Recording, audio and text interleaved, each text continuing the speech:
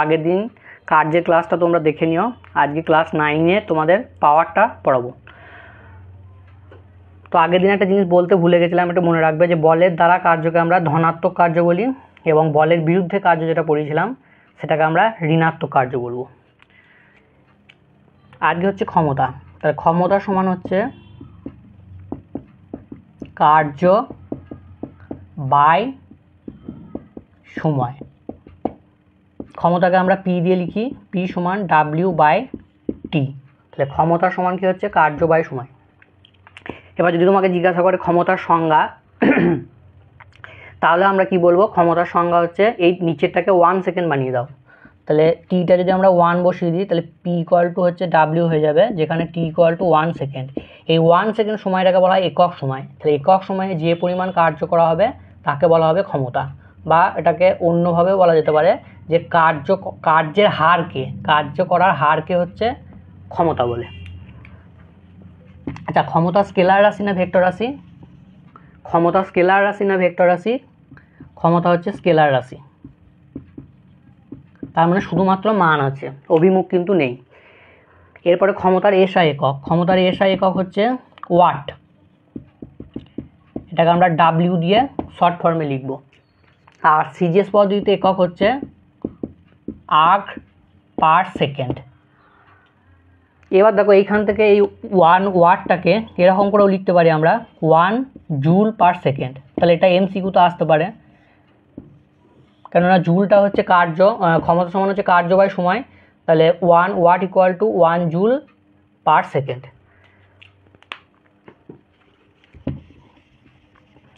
এরপরে যেটা আছে সেটা হচ্ছে ক্ষমতা সমান আমরা লিখলাম যে কার্য বাই সময়, আবার কার্য সমান আমরা আগের দিন পড়েছি বল ইন্টু সরণ বাই সময়। তাহলে F S by T. S by T মানে কি? এস বাই টি মানে হচ্ছে সময়ের সঙ্গে সরণের পরিবর্তন, সেটাকে আমরা কি বলি? বেগ বলি। তাহলে এখান থেকেও দেখ একটা ফর্মুলা পেয়ে গেলে পি সমান হচ্ছে এফ ভি। তাহলে এখান থেকেও কিন্তু নিউমেরিক্যালস আসতে পারে। কীরকম নিউমেরিক্যালস আসতে পারে? ধরো দিল একটি বস্তুর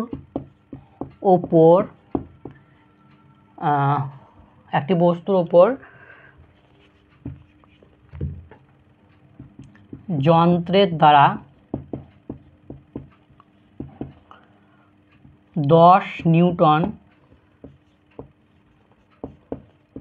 বল প্রয়োগের ফলে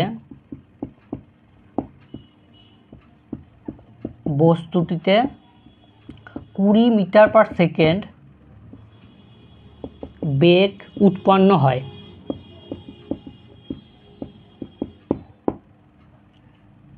তাহলে যন্ত্রটির ক্ষমতা কত?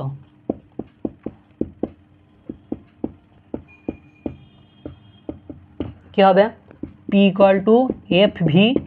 এফ এর মান দেওয়া আছে দেখো 10 নিউটন বসিয়ে দাও, বেগ দেওয়া আছে 20 বসিয়ে দাও, তাহলে কত হয়ে গেল? 200 ওয়াট। তাহলে যন্ত্রটির ক্ষমতা কত হয়ে গেল? 200 ওয়াট। তো এরকম ছোটোখাটো নিউমেরিক্যালস তোমাদের আসতে পারে এখান থেকে। নেক্সট দেখো যে বড় বড় ইঞ্জিনের ক্ষমতা বোঝানোর জন্য আমরা একটা ক্ষমতার ব্যবহারিক একক সম্পর্কে পড়ব, সেটা হচ্ছে অশ্ব ক্ষমতা। যখন বড় বড় কোনো ইঞ্জিনের বা মোটরের ক্ষমতা বোঝানো হয় তখন সেটাকে অশ্ব ক্ষমতা বা ইংলিশে এটাকে হর্স পাওয়ার বলে। তো এটা দিয়ে ডিনোট করি। তো এখান থেকে যেটা আসছে 1 হর্স পাওয়ার সমান হচ্ছে 746 ওয়াট। এটা মনে রাখবে। এখান থেকে তুমি একদম ডাইরেক্ট কোশ্চেন পাবে, রিলেশনটা আসে হর্স পাওয়ার এবং হচ্ছে ওয়াটের মধ্যে রিলেশন। আচ্ছা, নেক্সট হচ্ছে যে হর্স পাওয়ারের ডেফিনেশনটা বইয়ে লেখা আছে, দেখবে এটা যেটা মুখস্থ করে নেবে, কোনো অসুবিধা নেই। খুব একটা আসছে না গো, বাট আসতে পারে, মুখস্থ করে রাখবে। যেটা বেশি আসছে সেটা হচ্ছে 1 ওয়াট ইকুয়াল টু 746 ওয়াট। বেশ, এরপরে যেটা আমরা পড়ব সেটা হচ্ছে শক্তি।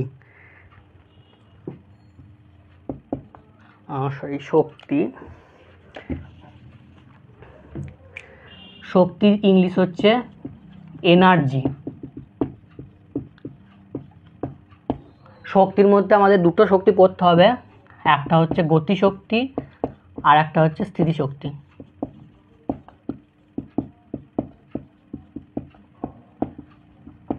গতিশক্তির ইংলিশ হচ্ছে কাইনেটিক এনার্জি, এই জন্য এটাকে কে দিয়ে লিখবো।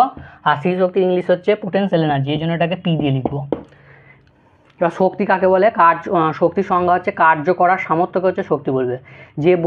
যে ব্যক্তি যত বেশি কার্য করতে পারবে তার শক্তি কী হবে? বেশি হবে। তাহলে কার্য করার সামর্থ্যকে, কার্য যত বেশি করতে পারবো তত হচ্ছে শক্তি বেশি হবে। এবার শক্তির কী ধরনের রাশি? শক্তি হচ্ছে স্কেলার রাশি। শক্তি হচ্ছে স্কেলার রাশি। তাহলে কার্য, ক্ষমতা এবং শক্তি তিনটেই হচ্ছে স্কেলার রাশি। শক্তির একক আর কার্যের একক হচ্ছে একই। তাহলে এসআই পদ্ধতিতে হয়ে যাচ্ছে আমার কী ছিল? জুল। আর সিজিএস পদ্ধতিতে আর্গ। বোঝা গেছে? বেশ। নেক্সট হচ্ছে স্থিতিশক্তি সম্পর্কে। আচ্ছা, আগে গতিশক্তি সম্পর্কে আমরা ডিটেলস পড়ব। গতিশক্তি মানে কি? একটা বস্তু যখন গতিশীল অবস্থায় থাকে তখন তার মধ্যে যে শক্তিটা থাকে তাকে আমরা গতিশক্তি বলবো।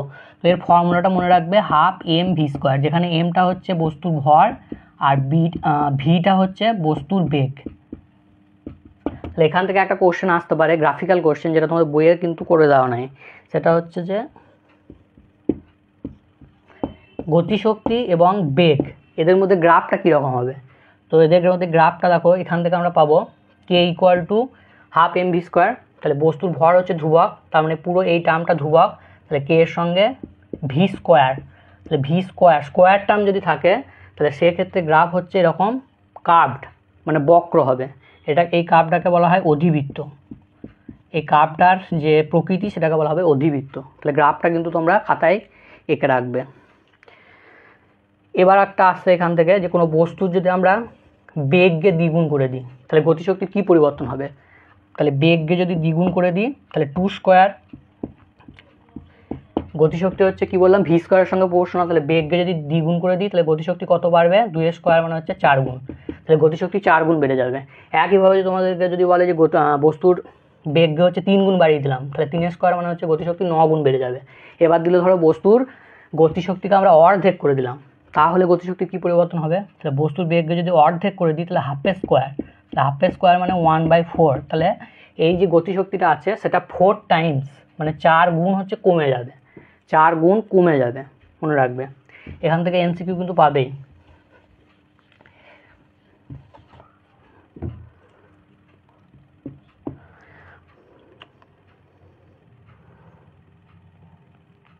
তারপরে যেটা আমরা পড়বো যে স্থিতিশক্তির মধ্যে স্থিতিশক্তির ফর্মুলাটা আগে দেখে নিই। স্থিতিশক্তির ফর্মুলাটা হচ্ছে দুটো আছে, ঠিক আছে? স্থিতিশক্তির মধ্যে দুটো পার্ট আছে, একটা হচ্ছে অভিকর্ষজ স্থিতিশক্তি আর একটা হচ্ছে স্থিতিস্থাপক স্থিতিশক্তি। জাস্ট কিওয়ার্ড দুটো আমি বলে দিচ্ছি, মনে রাখবে, তাহলে ভুল হবে না। বস্তুর অবস্থানের পরিবর্তনের জন্য যে ধরনের স্থিতিশক্তি হবে সেটা হচ্ছে অভিকর্ষজ স্থিতিশক্তি। যেমন ধরো এখানে একটা বস্তু রয়েছে, এই বস্তুটাকে আমরা এইখান থেকে এই উচ্চতায় তুললাম, ঠিক আছে? তাহলে এই বস্তুটার হচ্ছে অবস্থান পরিবর্তন হচ্ছে, তাহলে এর মধ্যে যে শক্তিটার পরিবর্তন হবে সেটা হচ্ছে স্থিতিশক্তি। আর স্থিতিস্থাপক স্থিতিশক্তি কখন হবে? বস্তুর হচ্ছে আকারের পরিবর্তনের জন্য। তাহলে এখানে কিওয়ার্ডটা হচ্ছে আকারের পরিবর্তন। আর এইটা অভিকর্ষ স্থিতিশক্তি, এটা হচ্ছে অবস্থানের পরিবর্তন।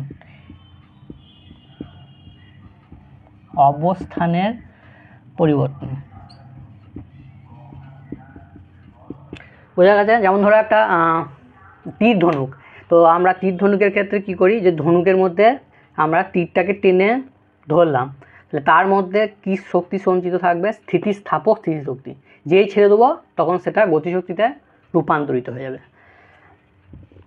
এই যে অভিকর্ষ স্থিতিশক্তি রয়েছে এর ফর্মুলাটা তোমাদের পড়তে হবে। এর ফর্মুলাটা হচ্ছে mgh, p সমান mgh। এমটা হচ্ছে বস্তুর ভর, জি এর ভ্যালুটা আর্থের ক্ষেত্রে হচ্ছে, পৃথিবীর ক্ষেত্রে 9.8 মিটার পার সেকেন্ড স্কোয়ার, মুখস্থ রাখবে। আর উচ্চতাটা হচ্ছে এইচটা হচ্ছে উচ্চতা, ঠিক আছে? এবার এখান থেকে নিউমেরিক্যালস আসতে পারে। যেমন ধরো এই নিউমেরিক্যালসটা দিলাম তোমাদেরকে, যে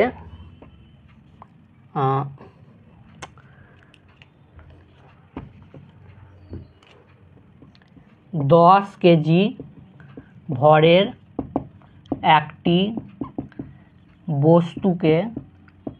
বস্তুকে 5 মিটার উচ্চতা থেকে 10 মিটার উচ্চতায় তোলা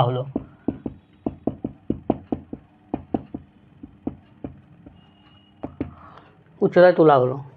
তাহলে স্থিতিশক্তির পরিবর্তন কত হবে? তাহলে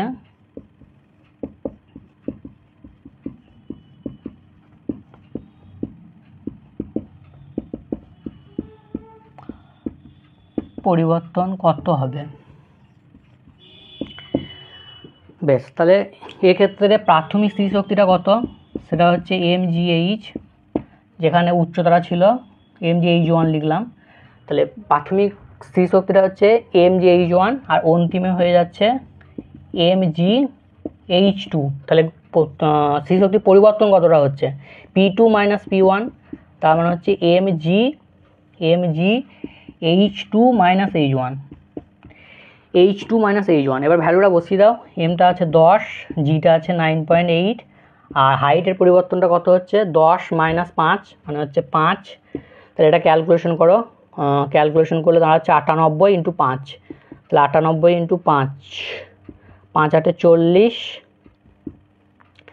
আর হচ্ছে 49, তাহলে 490। তাহলে এটা অ্যান্সার হয়ে যাচ্ছে 490 ইউনিট। কী হবে? জুল। 490 জুল, ইউনিটটা হচ্ছে 490 জুল। তাহলে স্থিতিশক্তির পরিবর্তন কত হলো? 490 জুল। আচ্ছা, বস্তু যত উপরের দিকে যাবে তত স্থিতিশক্তি কিন্তু বৃদ্ধি পাবে। তাহলে এই ক্ষেত্রে কী হলো? স্থিতিশক্তির কিন্তু বৃদ্ধি হলো।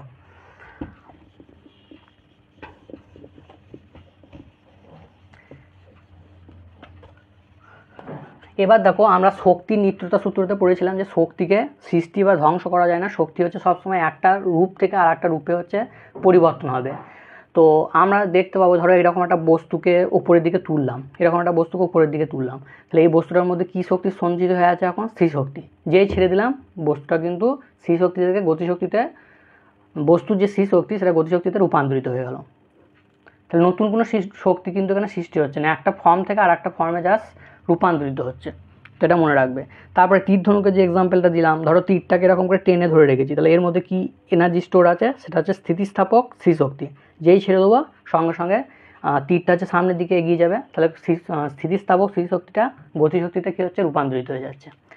এবার যেটা করতে হবে যে যান্ত্রিক শক্তি। যান্ত্রিক শক্তি মানে কি? যান্ত্রিক শক্তি মানে হচ্ছে গতিশক্তি প্লাস স্থিতিশক্তি, এই দুটোকে একসঙ্গে আমরা কি বলবো? যান্ত্রিক শক্তি। গতিশক্তি প্লাস স্থিতিশক্তি, এই দুটোকে একসঙ্গে আমরা কি বলবো? যান্ত্রিক শক্তি। তো যান্ত্রিক শক্তির ক্ষেত্রে তোমাদের যেটা আছে যে অবাধে পতনশীল বস্তুর যান্ত্রিক শক্তি হচ্ছে ধ্রুবক থাকে। তো এর প্রুফটা হচ্ছে করতে হবে। তো এই জিনিসটা মানে কি? ধরো একটা বস্তু, একটা বল আছে, এই বলটাকে ভূমি থেকে এই উচ্চতায় আমি ধরে রেখেছি, দিয়ে ছেড়ে দিলাম। তাহলে এই বস্তুটা যখন পড়বে তখন তার প্রত্যেকটা পয়েন্টে হচ্ছে যান্ত্রিক শক্তির, মোট যান্ত্রিক শক্তি যদি ক্যালকুলেশন করি তাহলে আমরা দেখবো যে সেম আছে। তো প্রত্যেকটা পয়েন্ট আমরা করবো না, 3টে পয়েন্ট নিয়ে ক্যালকুলেশন করে দেখাবো। এ আর মাঝে একটা বি নিলাম, আর জাস্ট ভূমি টাচ করার আগে, মানে ভূমি স্পর্শ করেনি ঠিক তার আগে একটা পয়েন্ট সি নিলাম। তাহলে এ পয়েন্ট, বি পয়েন্ট এবং সি পয়েন্টে যদি আমরা যান্ত্রিক শক্তির ভ্যালুটা সেম দেখাতে পারি, মানটা যদি সেম দেখাতে পারি, তাহলে বলতে পারি যে প্রত্যেকটা পয়েন্টে আমার যান্ত্রিক শক্তি হচ্ছে ধ্রুবক থাকছে, মানে একই থাকছে। বেশ, তাহলে এইখান থেকে এই পয়েন্টটা আমরা ধরে নিলাম এক্স। তাহলে এ পয়েন্টের মোট শক্তি হচ্ছে পোটেনশিয়াল এনার্জি, মানে স্থিতিশক্তি প্লাস গতিশক্তি। তাহলে স্থিতিশক্তির ভ্যালুটা কত? mgh। আর এখানে গতিশক্তির ভ্যালুটা কত? গতিশক্তি মানে বস্তুটাকে আমরা স্থির অবস্থায় ধরে রেখেছি, তাহলে বেগটা 0। তাহলে বেগ যদি 0 হয়, আমরা গতিশক্তির ফর্মুলা পড়েছিলাম 12 mv², এটা 0 হয়ে গেলে এটা কী হয়ে যাবে? 0। তাহলে এখানে কিন্তু কোনো কাইনেটিক এনার্জি কিন্তু বা গতিশক্তি নেই, তাহলে গতিশক্তি 0। তাহলে টোটাল এনার্জির ভ্যালুটা কত হয়ে গেল এখানে? mgh। এবার সি পয়েন্টে চলে এসো। সি পয়েন্টে হচ্ছে হাইটটা 0, তাহলে হাইটটা 0 হলে পোটেনশিয়াল এনার্জিটা কিন্তু 0, মানে সি শক্তিটা 0। আর গতিশক্তির ভ্যালুটা কত হবে? এই পয়েন্টে বেগটা আমরা বার করব, বেগ বার করার জন্য v² = u² + 2gh। এই উচ্চতাকে ফেলা হয়েছে এখান থেকে, তাহলে এই সমীকরণটা আমরা ইউজ করব। তাহলে প্রাথমিক বেগটা এইখানে যখন বস্তুটাকে বলটাকে আমরা ধরে রেখেছি বা বস্তুটাকে যখন ধরে রেখেছি তখন হচ্ছে যে ইউটা হচ্ছে 0, স্থির অবস্থায় রয়েছে। তাহলে ভি স্কোয়ারের ভ্যালুটা কত হয়ে গেল 2gh। এবার এখানে বসিয়ে দাও, তাহলে হাফ এম আর ভি স্কোয়ারের জায়গায় 2gh, তাহলে 2 কেটে দাও, দাঁড়িয়ে গেল mgh। তাহলে এই point to mgh, A point to C point to হচ্ছে mgh। এবার বি পয়েন্টটা আমরা দেখাবো। যদি বি পয়েন্ট টু mgh দেখাতে পারি তাহলে বলে দেবো যে প্রত্যেকটা পয়েন্টে মোট যান্ত্রিক শক্তির পরিমাণ হচ্ছে ধ্রুবক। তো বি পয়েন্টে বের করার জন্য আমরা কি করব, বি পয়েন্টে হচ্ছে মোট এনার্জি, মোট যান্ত্রিক শক্তি সমান হচ্ছে potential energy plus kinetic energy. তাহলে এখানে স্থির শক্তির ভ্যালুটা কত mg, আর উচ্চতাটা সবসময় আমরা এই ভূমি থেকে নেব। তাহলে ভূমি থেকে এই পয়েন্টের উচ্চতা হচ্ছে এইটুকু, তাহলে এইখান থেকে এইটা যদি h হয় আর এইটুকু যদি x হয় তাহলে h মাইনাস এক্স হবে এইখান থেকে এইটুকু। তো এটা অ্যান্সার হচ্ছে h মাইনাস এক্স। আর কে এর জায়গায় হাফ এম, আর ভিটা হচ্ছে বি পয়েন্টের বেগ, তাহলে বি স্কোয়ার। এবার বি স্কোয়ারটা আমরা আলাদা করে বের করে নেবো। বি স্কোয়ার হচ্ছে এই পয়েন্টের বেগ কত 0 প্লাস 2g, কতটা ডিস্টেন্স কভার করেছে x, তাহলে বি স্কোয়ারের ভ্যালুটা হচ্ছে 2gx।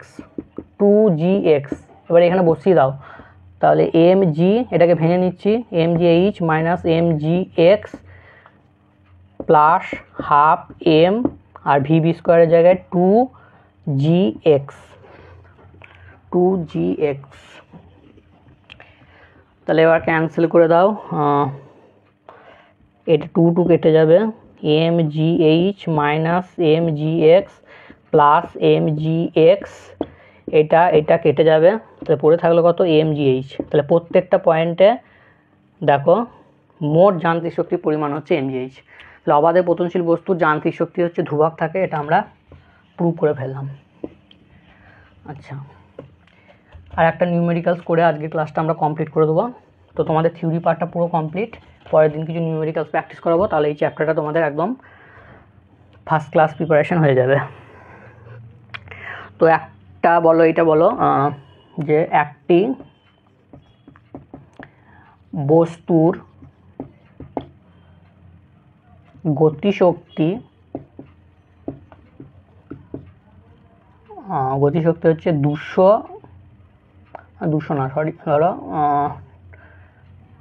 900 জুল, আর বলেছে বস্তুটির ভর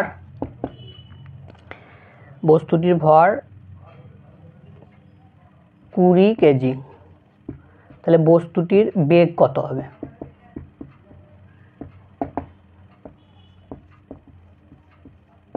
তাহলে এখানে কোন ফর্মুলা ইউজ করব, গতিশক্তি সমান হাফ এম ভি স্কোয়ার, আমাকে বার করতে হবে কোনটা, বস্তুর বেগ মানে ভিটা বার করতে হবে। তাহলে ভি সমান হয়ে যাচ্ছে 2k/m তার রুট।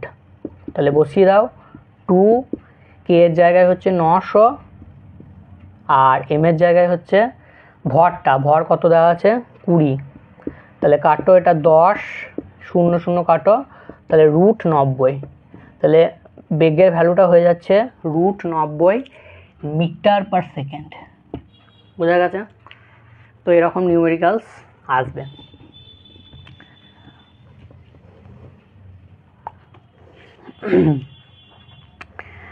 আচ্ছা, তোমাদের জন্য একটা অঙ্ক দিচ্ছি, এই অঙ্কটা তোমরা করে বলবে যে একটি বস্তু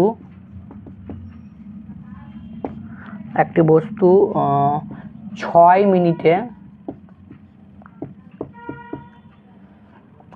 700 জুল কার্য করে, তাহলে বস্তুটির ক্ষমতা কত? তো এই কোশ্চেনটা তোমরা অতি অবশ্যই কমেন্ট বক্সে লিখে জানাবে। আচ্ছা, আর একটা জিনিস বলে দিই তোমাদের এখান থেকে, যে গতিশক্তির মানটা, গতিশক্তি কিন্তু কখনো ঋণাত্মক হতে পারে না, মনে রাখবে, গতিশক্তি কখনো ঋণাত্মক হতে পারে না। কখনো গতিশক্তি ঋণাত্মক হবে না। কেন হবে না? কারণ গতিশক্তি সমান হচ্ছে হাফ এম ভি স্কোয়ার, আর বস্তুর ভর আমরা জানি যে সবসময় হচ্ছে পজিটিভ ধনাত্মক, আর বেগের স্কোয়ার কোনো স্কোয়ার টার্ম সবসময় প্লাস হয়, কারণ -3 তার স্কোয়ার করলেও সেটা 9ই দাঁড়াবে, +9। তাহলে এটা ভি স্কোয়ার টার্ম আছে, এই জন্য গতিশক্তিটা কিন্তু কখনো ঋণাত্মক হবে না। কিন্তু স্থিতিশক্তিটা ঋণাত্মক হতে পারে। স্থিতিশক্তিটা ঋণাত্মক কখন হতে পারে? ধরো আমরা ভূমি থেকে নিচের দিকে নেমে গেলাম, ভূমি থেকে নিচের দিকে নেমে গেলাম, এই হচ্ছে ভূমি, ভূমি থেকে আমরা নিচের দিকে নেমে গেলাম, তাহলে সেই ক্ষেত্রে কী হবে? স্থিতি শক্তি হচ্ছে ঋণাত্মক হবে, আর ভূমি থেকে উপরের দিকে গেলে স্থিতি শক্তি হচ্ছে ধনাত্মক হবে। ঠিক আছে, তো এই জায়গাটা একটু মনে রাখবে। আর স্থিতিশক্তির সঙ্গে যদি তোমাদের উচ্চতার গ্রাফ দেয়, স্থিতিশক্তির সঙ্গে উচ্চতার গ্রাফ, তাহলে কীরকম হবে? সেটা হচ্ছে ফর্মুলা কি? পি সমান mgh। ঠিক আছে, তাহলে এটা হচ্ছে এইচ, এটা হচ্ছে আমার পি। তাহলে উচ্চতা যত বাড়বে এটা কী হবে? বাড়বে। তাহলে এটা হচ্ছে স্ট্রেট লাইন। ঠিক আছে, এটা পাওয়ারটা, এটা পি হচ্ছে প্রপোর্শনাল টু এইচ। এখানে কিন্তু কোনো স্কোয়ার টার্ম নেই। ভি স্কোয়ারের গতিশক্তির ক্ষেত্রে কিন্তু ভি স্কোয়ার টার্ম ছিল, এই জন্য যে কার্ভটা ছিল সেই কার্ভটা হচ্ছে অধিবৃত্ত, মানে বেঁকা হয়েছিল, বক্র হয়েছিল। কিন্তু এখানের কার্ভটা কিন্তু পুরো স্ট্রেট লাইন, একদম সরল রেখা। ঠিক আছে, একদম সরল রেখা হবে, বেঁকে গেল একটু, দাঁড়াও, এটা হচ্ছে একদম সরল রেখা হবে এরকম। ঠিক আছে, তাহলে এইটা হচ্ছে স্থিতিশক্তির সঙ্গে উচ্চতার গ্রাফ। তো এই চ্যাপ্টারটা পুরো কমপ্লিট হয়ে গেল। পরের দিন কিছু নিউমেরিক্যালস প্র্যাকটিস করে দেবো, ব্যাস।